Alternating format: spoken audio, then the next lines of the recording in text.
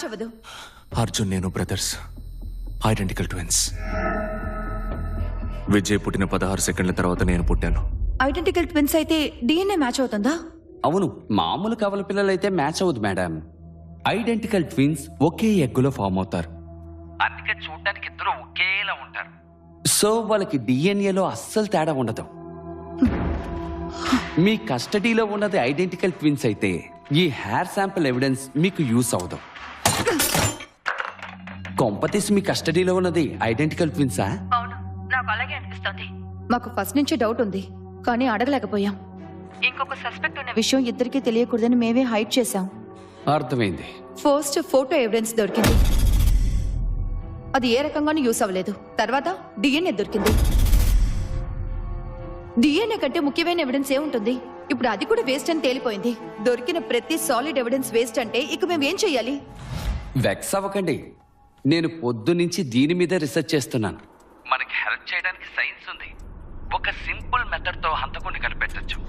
వాళ్ళు identical twins అయినప్పటికీ finger prints వేరువేరుగా ఉంటాయి. డిఎన్ఏ సేమ్ గా ఉన్న ఫింగర్ ప్రింట్స్ తేడా ఉంటుందా? అదే ప్రకృతి మహత్యం. క్రైమ్ సీన్ లో ఫింగర్ ప్రింట్స్ లేవు కదా సార్, ఉంటే మీకు పంపేదాన్ని కదా. మీ వాళ్ళు ఎంత గొప్పగా వెతుకుతారో తెలీదు. నా సైడ్ నుంచి ఇద్దరిని పంపుతాను, మళ్ళీ ఆ ఇంటికి వెళ్ళండి. ఫింగర్ ప్రింట్స్ ఏమైనా దొరుకుతాయేమో చూడండి. హంతకుడు అన్ని ఎవిడెన్సెస్ ని చెరిపేశాడు అన్నారు. వాడు తనకే తెలియకుండా ఎక్కడైనా ఫింగర్ ప్రింట్స్ వదిలేడేమో వెతకండి. సగం ప్రింట్ దొరికినా చాలు, కేసు క్లోజ్ చేసేయచ్చు.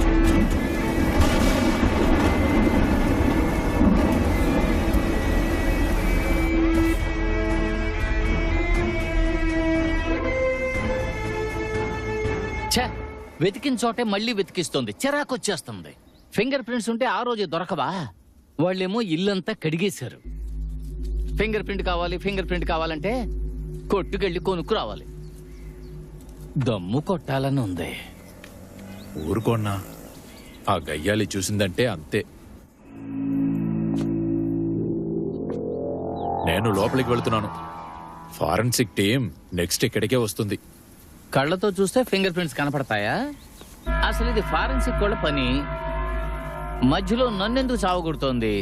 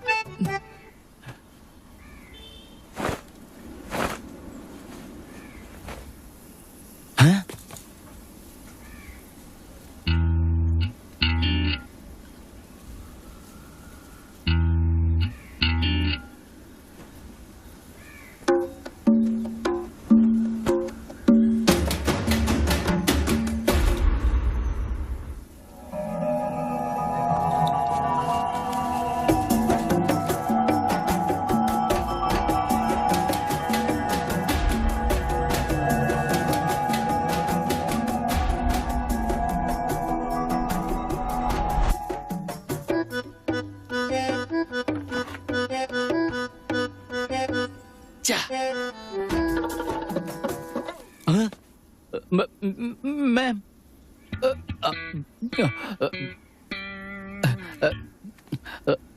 మేడం.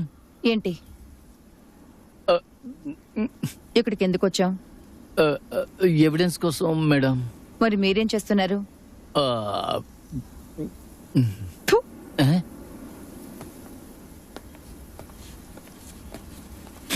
ఎవిడెన్స్ అని దుబ్బేస్తుంది. ఛా, ఎవిడెన్స్ ఏమన్నా నా డిక్కీలో దాచుకున్నానా? చెప్పండి మేడం. మీ వాళ్ళ ఫింగర్ ప్రింట్స్ ఏవి దొరకలేదని చెప్పారు సార్. కేసు సాల్వ్ చేయడానికి ఇంకేదైనా సైంటిఫిక్ వే ఉందా సార్? సైంటిఫిక్ వే ఒకటి ఉంది, బట్ అది కొంచెం కష్టం. ఏదైనా పర్వాలేదు, చెప్పండి. మీరు మీ పోలీసు బ్రెయిన్ ని యూజ్ చేసే హంతకుడిని పట్టుకోవాలి. నేను ముందే చెప్పాను కదా కష్టమని. అమ్మ నాన్న ప్రేమించి పెళ్లి చేసుకున్నారు. ఇద్దరిళ్లలోనూ ఒప్పుకోలేదు. నాన్న లాయర్, అమ్మ బ్యాంక్ ఎంప్లాయీ. ఇద్దరికి కంపాటబిలిటీ ఇష్యూస్ ఉండేవి. అభిప్రాయ భేదాలు వచ్చాయి. ఆహా. ప్రేమించినప్పుడు తెలియలేదు, పెళ్లి తర్వాత తెలిసిందే. నేను నాన్న దగ్గర, వాళ్ళకి డివోర్స్ అయినప్పుడు నాకు విజయ్కి 7 ఏళ్ళు. నేను నాన్న దగ్గర, అర్జున్ అమ్మ దగ్గర. మా నాన్న ఎవరు? నేనే.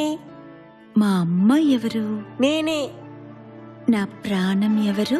నేనే. మీ అమ్మకు ప్యాకెట్ పిచ్చుందట, క్లబ్కు వెళ్ళేదని విన్నాను.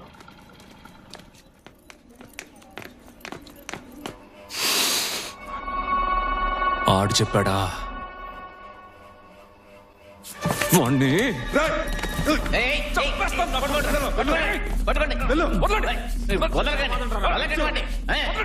మోహన్ చెట్టి చేశాడు. ఒక ఆడది క్లబ్కు వెళ్తుందని ఇప్పుడే మొదటిసారి విన్నానయ్యా. నేను కూడా ఇప్పుడే వింటున్నాను సార్. కొడుకును కూడా తీసుకెళ్లేదట. అందుకే వీడిలా ఏడిశాడు. గొప్ప తల్లి. వాళ్ళ ఫ్యామిలీలోనే మా అమ్మే first graduate, university gold medalist. ఆ విషయం చెప్పలేదు ఆ విజయ్ గాడు. కాలేజ్ అయిపోయాక బ్యాంకులో పిలిచి ఉద్యోగం ఇచ్చారు. మా అమ్మకి సహాయం కావాలని ఎవరొచ్చినా సరే చేతిలో ఏముంటే అది తీసి ఇచ్చేసేది. ఇదంతా చెప్పలేదా నాకు? ఆపరేషన్ చేస్తేనే బతుకుతారని చెప్పారు మేడం.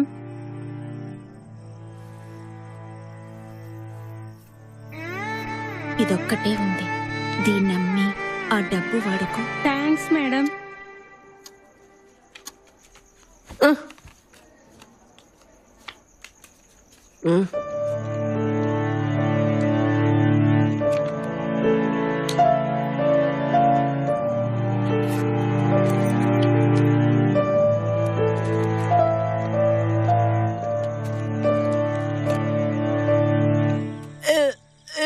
ఖాళీ కడుపుతో మిక్స్చర్ తిన్నావు కదా, అందుకే. ఛే, రేపటి నుంచి నేను అసలు క్లబ్కు వెళ్ళను.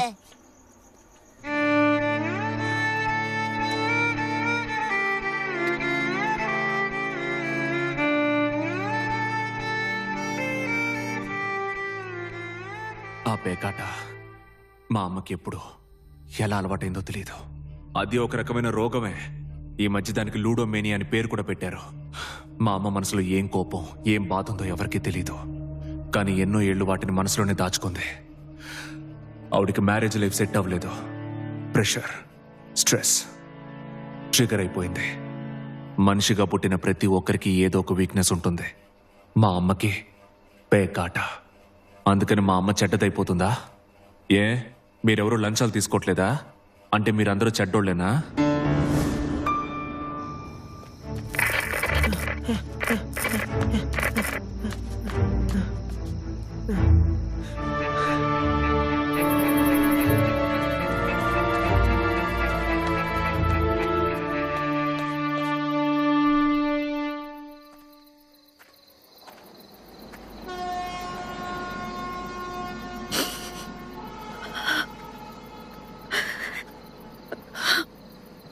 అమ్మా,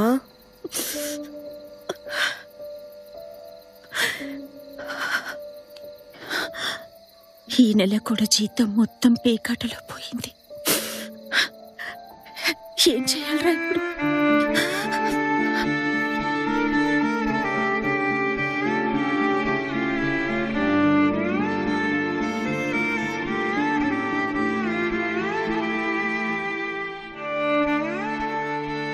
ఆకాష్ మర్డర్ గురించి ఎంక్వైరీ చేయకుండా మా పాస్ట్ ఎందుకు తవ్వుతున్నారు? విజయ్ని అర్థం చేసుకోండి ఫస్ట్. కంపల్సివ్ లయర్ వాడు. నోరు తెరిస్తే అబద్ధాలే. 10 మాటలు మాట్లాడితే అందులో 8 మాటలు అబద్ధాలే అవుతాయి. సైకియాట్రిక్ ట్రీట్మెంట్ తీసుకున్నాడు 1 సంవత్సరం. తెలుసా మీకు? నేను సైకియాట్రిక్ ట్రీట్మెంట్ తీసుకున్నాను అంటున్నాడా? ఒకసారి మెంటల్ హాస్పిటల్కి ఫోన్ చేసి అడగండి, ట్రీట్మెంట్ తీసుకుంది నేనా వాడా అని.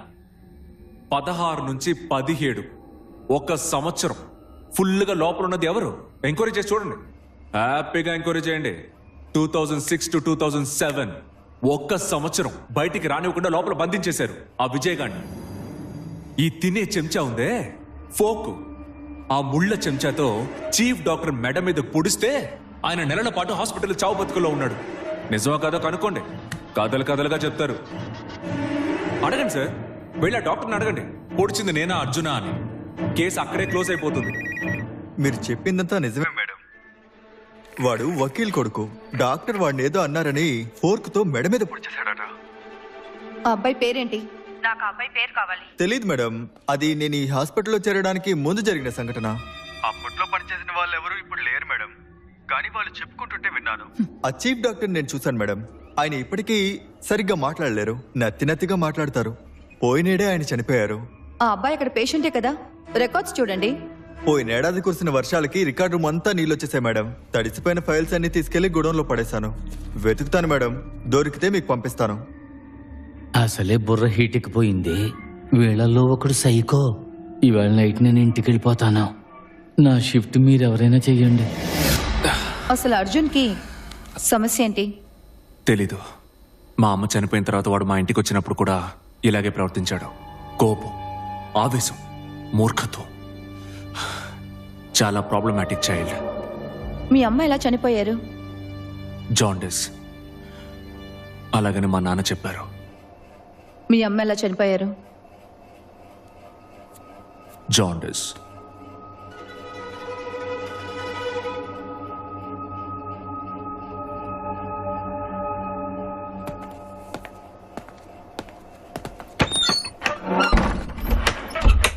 వీళ్ళ అమ్మ మరణంలో ఖచ్చితంగా ఏదో ఒక మిస్టరీ ఉంది.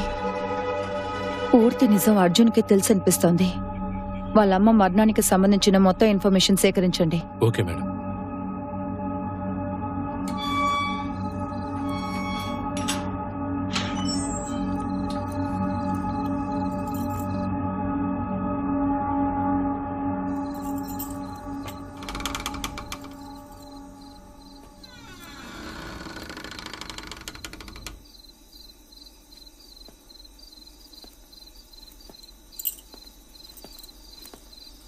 అమ్మా,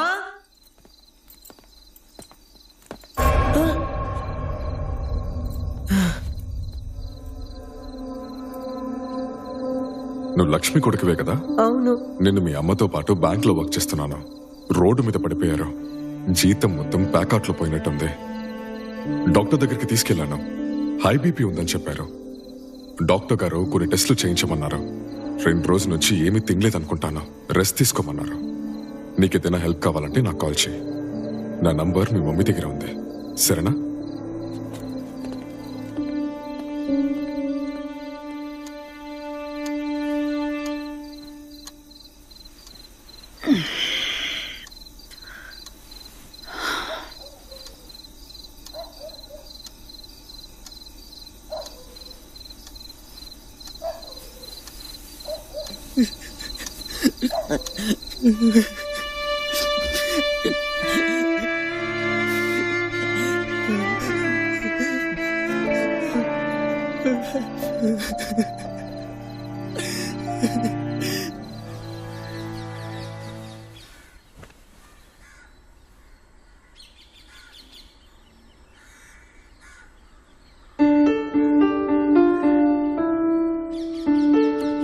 మా నాన్న ఎవరు? మా అమ్మ ఎవరు?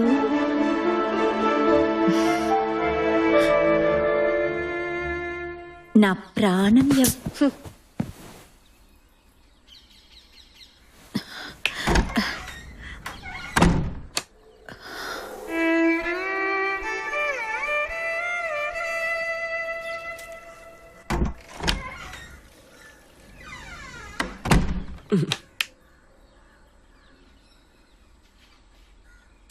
నువ్వు అనుకున్నట్టు ఏమీ జరగలేదు అర్జున్.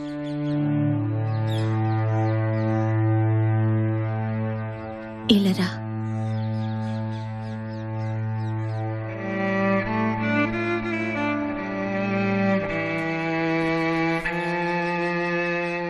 అమ్మ వంక చూడు.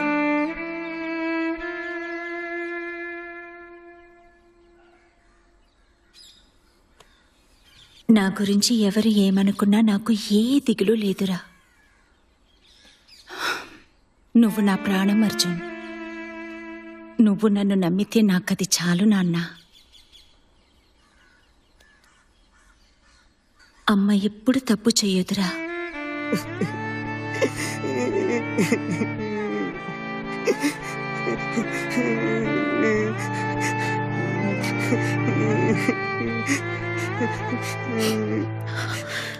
అసలు నాదేం జన్మరా? నేను నిన్ను కన్నది ఇలా ఏడిపించడానిక?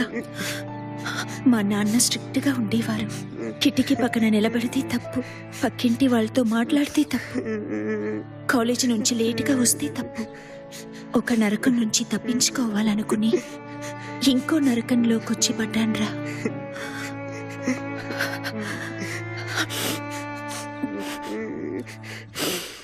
ఇంకెప్పుడు పేకాట ఆడండ్రా, నన్ను నమ్ము.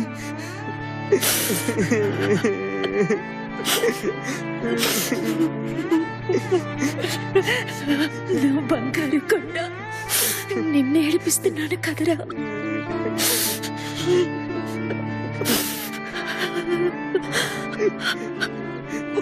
నేను మంచి అమ్మని కాదురా.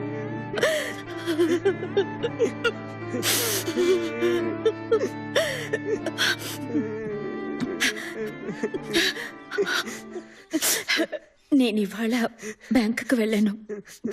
నీకోసం బాసంది చేస్తాను, అది తిని సినిమాకి వెళ్తాము, సరేనా?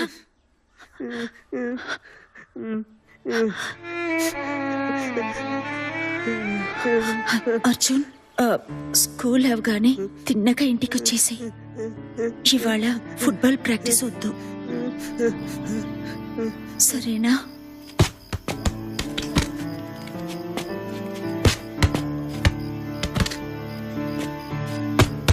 అప్పుడే నువ్వు నన్ను నమ్ముతున్నావని నేను నమ్ముతాను.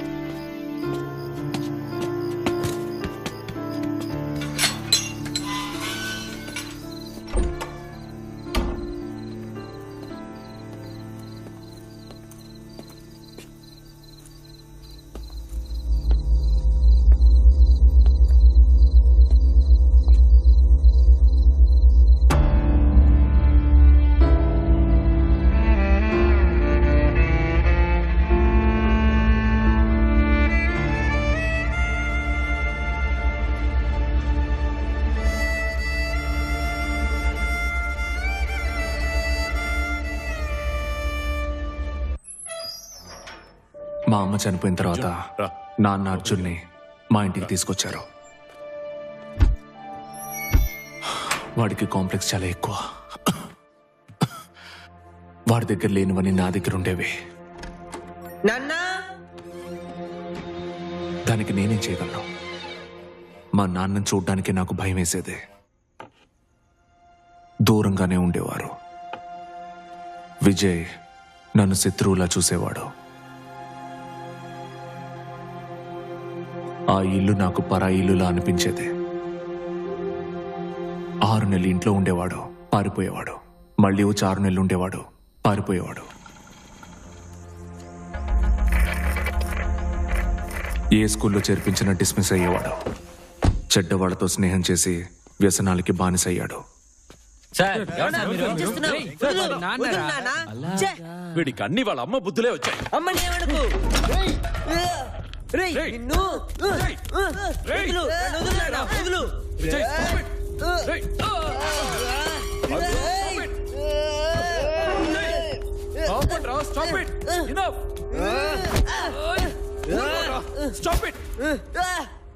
వదులు నాన్న. అమ్మ బతికుండి మీరిద్దరు చేస్తే బాగుండేది. ఆ తర్వాత నేను కాలేజీలో జాయిన్ అయ్యాను. మా నాన్నకి నేను లా చదవాలని కోరిక, కానీ అర్జున్కి అందులో ఇంట్రెస్ట్ ఎక్కువ. వాడు డిసిప్లిన్డ్గా కాలేజ్కి వెళ్ళేవాడు కాదు. 1 సంవత్సరంలోనే చదువు ఆపేశాడు. అప్పుడప్పుడు ఇంటికి వచ్చేవాడు, చేతికి అందింది తీసుకెళ్లేవాడు. వాడికి ఒకే ఒక ఒబ్సెషన్ లైఫ్లో, నేను. నాకంటే ఎప్పుడు లైఫ్లో ఒక మెట్టు పైన ఉండాలనుకునేవాడు. నాకు 3 భాషలు వచ్చు. అర్జున్ 6 భాషలు నేర్చుకున్నాడు.